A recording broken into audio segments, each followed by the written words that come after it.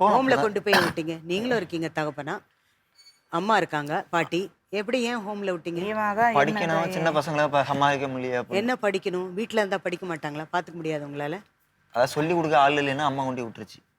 இவன் தண்ணி போட்டா பசங்களையும் வம்பு பண்ணுவான். அடிப்பாருன்னு ஏன்? இப்போ முத்தம் கொடுக்குறேன்னு போட்டு கடிச்சிருவான் பல்லுலாம் பதிய. என்ன அப்போ என்ன செய்வான்? முட்டை என்ன இருமா முத்தம் கொடுப்பேன்னு கடிப்பீங்களா? பல்லு பதிஞ்சு. நீங்க பெத்தது என்னங்க? சிரிக்காதீங்க. திரும்ப முட்டையை வாங்கி நைட்டில் ஆம்லேட் போடுறேன்னு போட்டு நல்லா பச்சை மிளகாய் பெருசு பெருசாக போட்டு, சின்ன பிள்ளைங்க தானே அதை தின்னுதான் ஆகணும். ஏங்க என்னது? இருமா, என்ன குழந்தைங்க தானே அது? கண்டிப்பா. எப்படி மனசு குடிப்பீங்க? கடிப்பீங்களா? இவருக்கு ஃப்ரஸ்ட்ரேஷனா இவர் குடிப்பாராம், பிள்ளைங்களை போட்டு கொடுமைப்படுத்துவாராம். திரும்ப பண்ணலாமா நாங்க?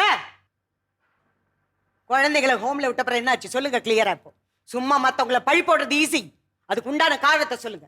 அதுக்கப்புறம் ஹோமில் விட்டதுக்கு அப்புறமா தான் அப்புறம் திரும்ப அம்மாவில் சமாளிக்க முடியல அப்படின்னு சொல்லிவிட்டு அங்கேயே ஹோம்லேயே இருந்துட்டு அக்கா வீட்டுக்கு அழைச்சிட்டு போவோம் பசங்களை.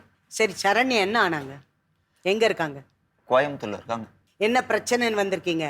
இப்போ அவங்க என்ன திரும்ப வருவாங்களா வரமாட்டாங்களான்னு நினைச்சு. யார் வருவாங்களா வரமாட்டாங்களா? சரண்யா வீட்டிலேருந்து. கல்யாணத்துக்கு அப்புறம் ஏற்கனவே ஒருத்தரோட தொடர்பு இருக்குன்னு சொன்னதுலேருந்தே நீங்கள் பெரிய குடிக்கிறாராயிட்டீங்க. நிறைய குடிச்சு பிள்ளைங்களை கொடுமைப்படுத்துனீங்க. பொண்டாட்டி போயிட்டாங்க வீட்டை விட்டு, போயிட்டு வேற ஒருத்தரோட இருக்காங்கன்றது சொல்றீங்க. நீங்க மட்டும் குழந்தைகளை பார்த்துக்கல, ஹோம்ல கொண்டு போய் விட்டுட்டீங்க. அப்புறம் நீங்க மட்டும் என்ன யோகியங்க? ஏமா சரி குடிச்சா வேற என்ன? நீங்க விளக்கமே எனக்கு வேண்டாம். குடிச்சா வேற என்ன பண்ணுவார் சொல்லுங்க. பிஞ்சு குழந்தைங்களால எதுவுமே சொல்ல முடியாது, நீங்க சொல்லுங்க. இதை தான் பண்ணுவான். வீட்டுக்கு காசு கொடுக்க மாட்டான். என்ன வீட்டுக்கு காசு கொடுக்க மாட்டான், வேலைக்கு. அது போதுமே.